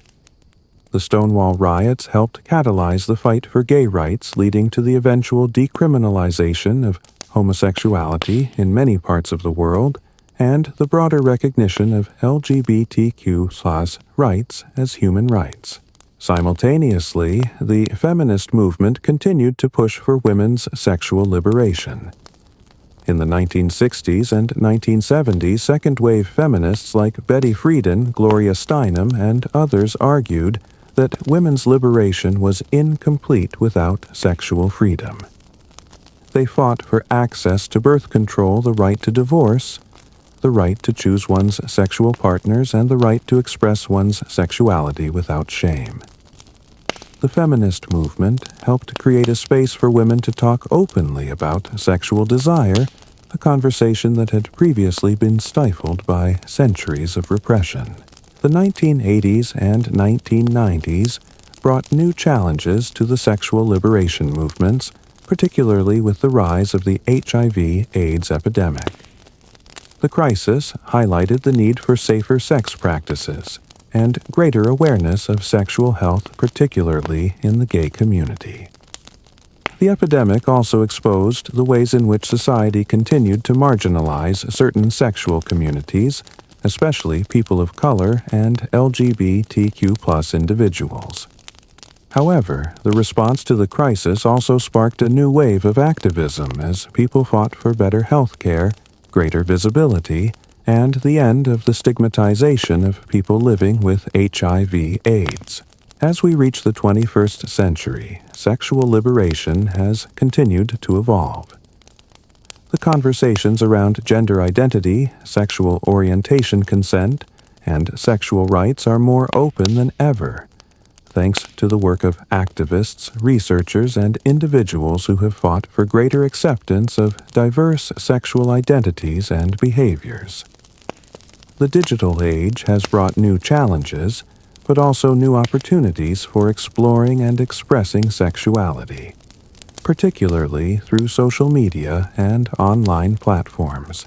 In the next section, we'll look at how the sexual politics of the modern world continue to intersect with social justice movements, and how new technologies and shifting cultural attitudes are reshaping our understanding of sex relationships and personal autonomy. As we move deeper into the 21st century, we can see that the sexual liberation movements of the past continue to shape modern society. These movements, which gained momentum in the 20th century, have catalyzed broader conversations about sexual identity consent and autonomy.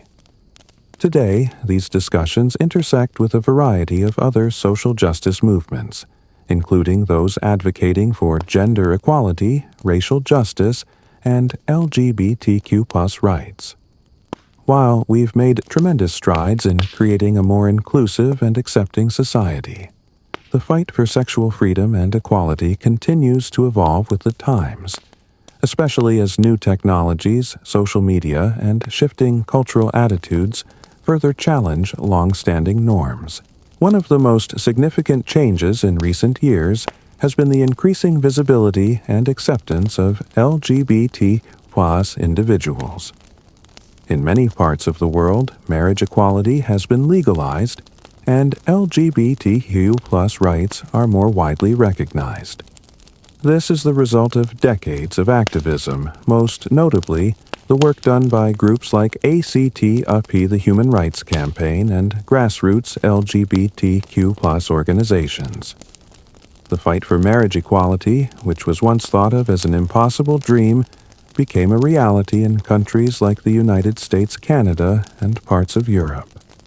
Pride parades, which began as protests in the 1970s, have grown into massive celebrations of queer identity and sexual liberation. However, while there is much to celebrate, the LGBTQ+ community continues to face challenges. Transgender rights, in particular, are at the forefront of contemporary sexual politics. Transgender individuals, particularly trans women of color, face staggering rates of violence, discrimination, and exclusion. While the visibility of transgender people in media and public life is improving, there is still significant backlash from conservative groups who resist the recognition of non-binary and transgender identities. This resistance has sparked debates around gender identity, particularly in areas like sports, healthcare, and education. The issue of consent has also become a central topic in the ongoing discussion about sexual rights and ethics. The Me Too movement, which began in 2017, brought global attention to the prevalence of sexual harassment and assault, particularly in the workplace and in the entertainment industry. The movement highlighted the ways in which power dynamics, gender inequality, and a culture of silence had allowed sexual violence to flourish unchecked. The Me Too movement empowered people, particularly women, to come forward and share their stories, leading to a cultural shift where consent and respect in sexual relationships are taken more seriously. As we talk about consent, it's important to acknowledge that this is a conversation that extends beyond traditional gender norms. The modern understanding of consent places emphasis not just on the absence of resistance, but on the active and enthusiastic participation of all parties involved. This shift is particularly important as we address issues of sexual autonomy in the digital age, where new technologies have complicated traditional notions of consent. Social media dating apps and online platforms have given people unprecedented opportunities to explore and express their sexuality, but they have also raised new concerns about privacy coercion and harassment. One of the more complicated areas of modern sexual politics is the intersection of technology and sexual expression. Online dating apps like Tinder, Grindr, and OkCupid have transformed how people meet and connect, particularly when it comes to casual sex and sexual exploration. These apps have made it easier for people to express their desires and preferences in a low-pressure environment. But they have also been criticized for promoting a culture of objectification and commodification where individuals are often reduced to a series of pictures and profile descriptions. These platforms also create new challenges around consent, as the speed and casual nature of interactions can sometimes blur boundaries and lead to misunderstandings.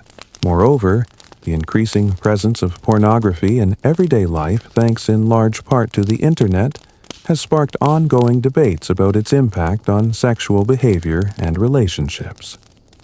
Critics argue that pornography can foster unrealistic expectations about sex body image and consent, especially among younger audiences. On the other hand, advocates of sexual liberation argue that pornography, when created and consumed ethically, can be a way for individuals to explore their sexuality and challenge societal taboos. The rise of ethical porn and the push for more inclusive, diverse, and consensual representations of sex are part of this ongoing conversation. Another significant area of change has been the growing acceptance of diverse sexual identities and the recognition of the spectrum of sexual orientation and gender.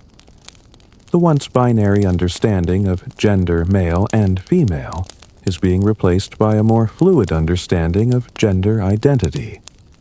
Terms like genderqueer, gender fluid, and non-binary are now part of mainstream discourse, and people are beginning to recognize that gender is not a fixed category, but something that exists on a spectrum. This shift has profound implications for sexual politics, as it challenges long-held assumptions about what it means to be male or female, and it opens up new possibilities for sexual expression that are less constrained by traditional gender roles. But with all of this progress comes pushback. As LGBTQ+ rights have advanced, so too has the resistance from conservative religious and political groups who continue to view these changes as a threat to traditional values.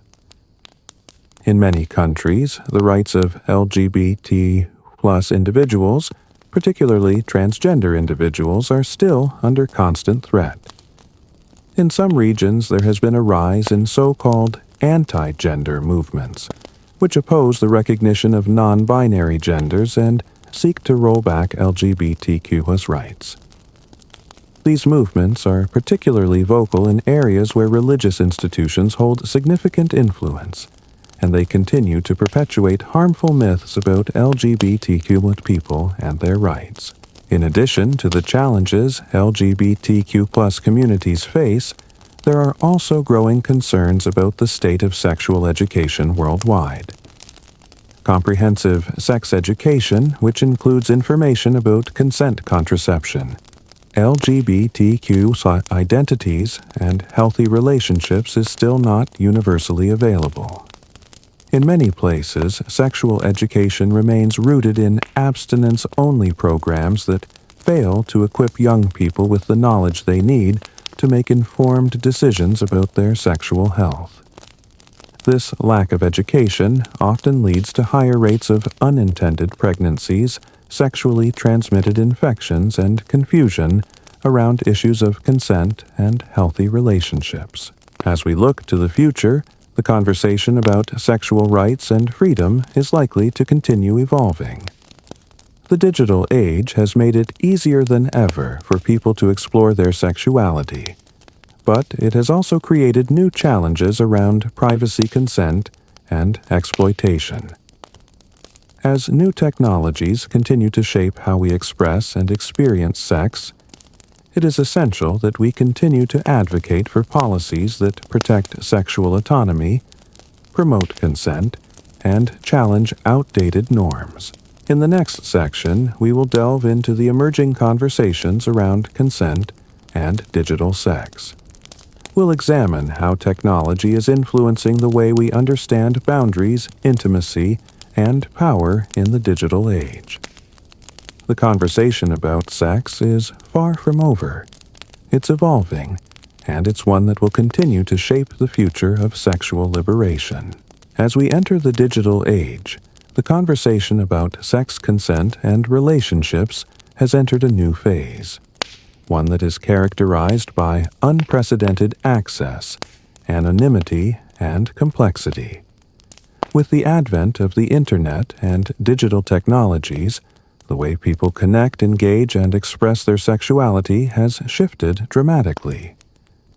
The online world has created new spaces for sexual exploration, but it has also introduced new challenges and dangers related to privacy consent and exploitation.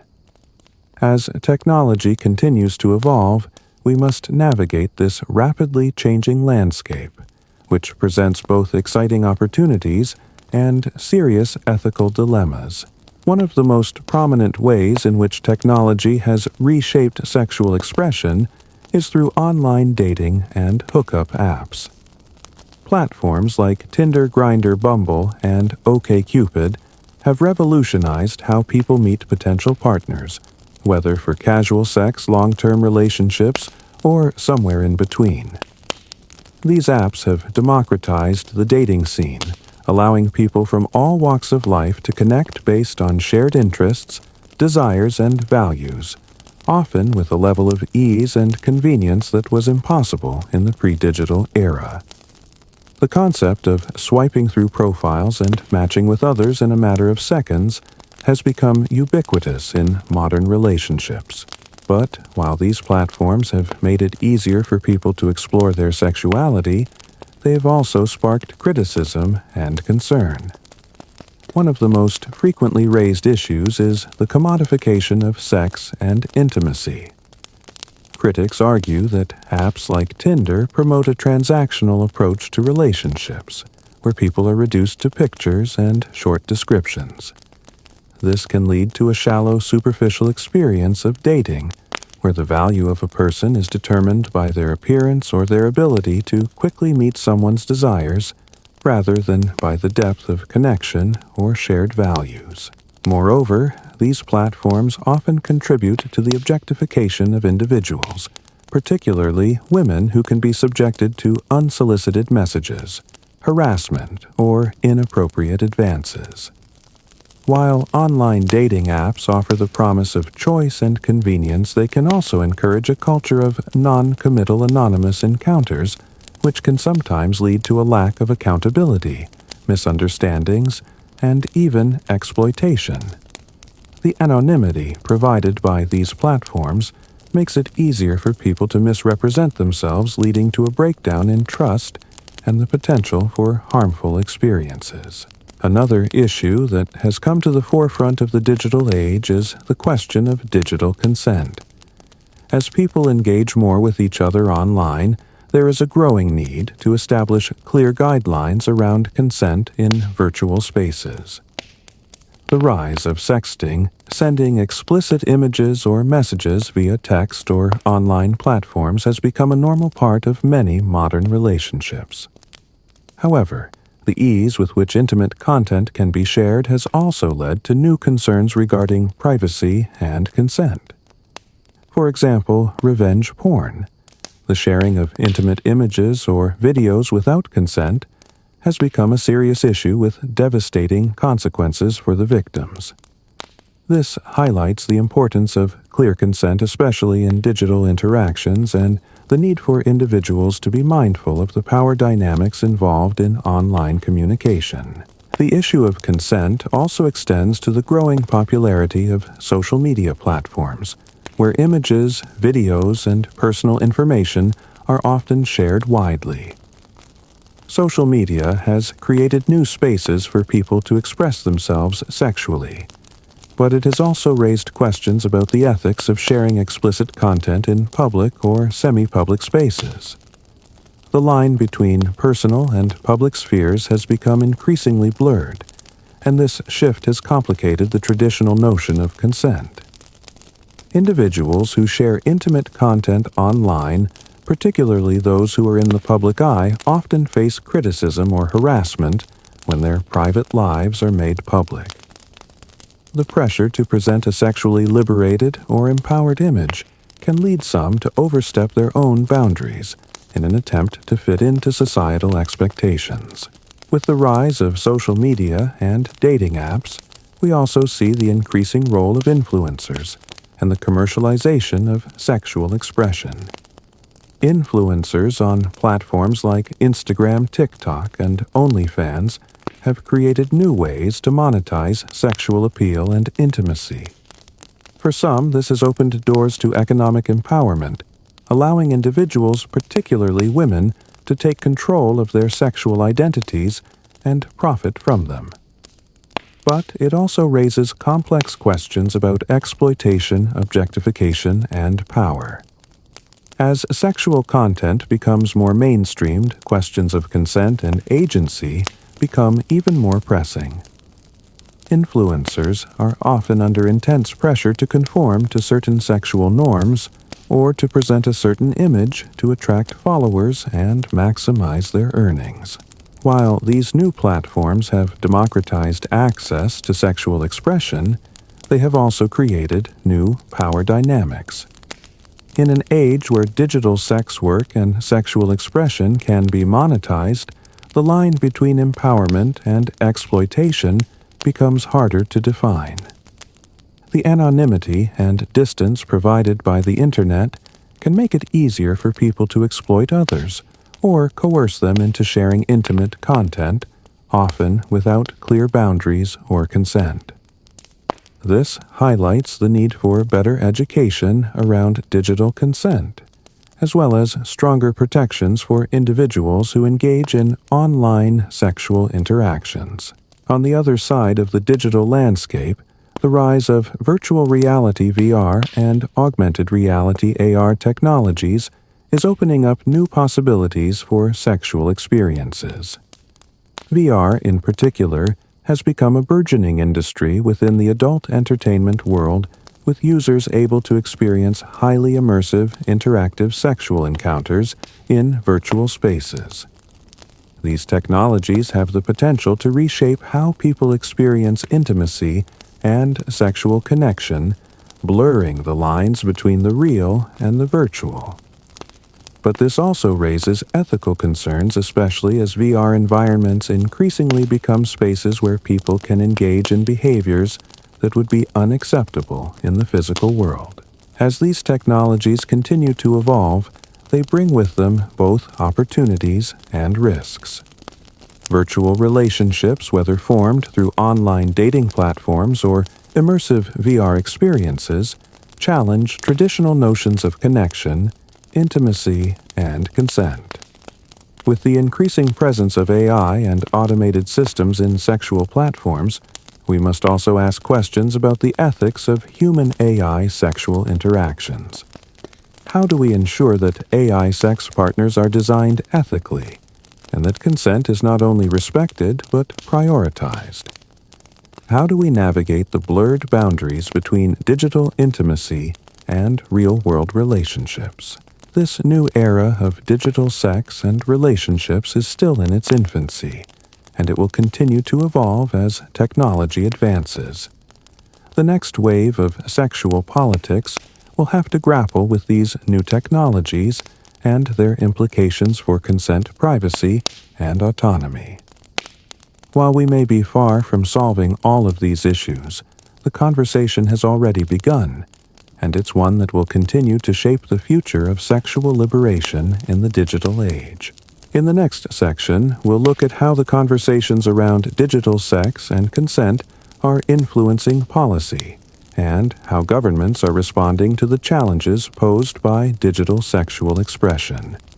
The push for stronger laws surrounding consent and online privacy, especially in light of emerging technologies, will be critical to ensuring that sexual liberation in the 21st century is a movement that empowers everyone.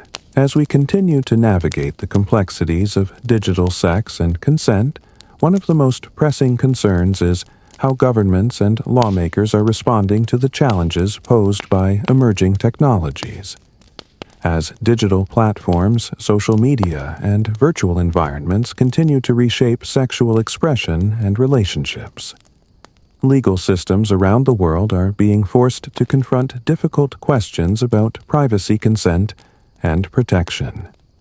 The push for stronger laws surrounding digital sex work consent and privacy is becoming increasingly urgent as new technologies blur the boundaries between the physical and virtual worlds. One of the first and most significant areas where legal systems have had to evolve is in the realm of online privacy. The advent of social media dating apps and digital platforms has made it easier than ever for individuals to share intimate details of their lives, including explicit content. While this has created opportunities for sexual liberation and self-expression, it has also led to a sharp rise in privacy violations. The unauthorized sharing of intimate images, also known as revenge porn, has become a pervasive issue that has led to devastating consequences for the victims. In many cases, the perpetrators of these violations face little to no legal repercussions, as laws around digital privacy and consent have often lagged behind the technology itself. In response to this issue, several countries have started to implement stricter laws to protect individuals from digital abuse. For instance, in the United States, 45 states have enacted laws that criminalize the non-consensual sharing of intimate images, and federal legislation has been introduced to expand protections for victims of online harassment and exploitation. Similarly, countries like the UK have introduced laws such as the revenge porn law, which makes it illegal to share private sexual images without consent, with penalties that include prison time. These laws aim to empower victims and hold perpetrators accountable for their actions. However, despite these legal advancements, the enforcement of such laws remains a challenge. The anonymity provided by the Internet often makes it difficult to track down offenders, and the ease with which explicit content can be uploaded and shared across platforms complicates the process of removing it. Additionally, many victims of online abuse are hesitant to report their experiences, often due to fear of further humiliation, victim blaming, or the stigma surrounding the sharing of intimate images. This highlights the need for comprehensive digital literacy and education, not only to teach individuals about their rights and protections, but also to encourage a culture of consent and respect in online spaces. Another critical area of legal concern is the regulation of digital sex work. As platforms like OnlyFans, Patreon, and many others have grown in popularity, they've created new avenues for individuals, particularly women, to monetize their sexuality and gain financial independence. While this shift has empowered many, it has also raised concerns about exploitation safety and the ethical implications